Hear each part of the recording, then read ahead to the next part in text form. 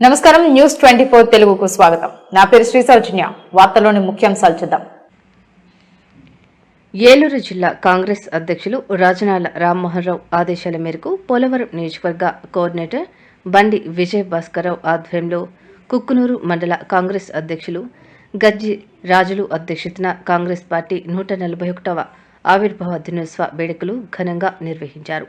Party జెండా ఎగరవేసి cake cut చేసి పరిసరాల్లో పండ్ల మొక్కలు నాటారు.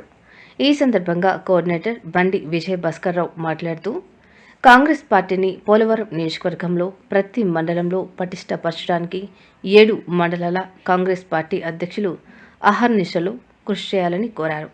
ఈ కార్యక్రమంలో జిల్లా Congress party general secretary Vadde Raghubabu, జిల్లా సెల్ ఉపాధ్యక్షులు మడకం వీరయ్య, మండల కాంగ్రెస్ ఉపాధ్యక్షులు పసుపులెట్టి సత్యనారాయణ, ఎస్టీ సెల్ అధ్యక్షులు వర్ష నాగేశ్వరరావు, యూత్ కాంగ్రెస్ చలికాని రాజు, కిసాన్ సెల్ అధ్యక్షులు గుగ్గులత్ వీరయ్య, మడకం రాజులు మరియు పార్టీ కార్యకర్తలు పాల్గొన్నారు.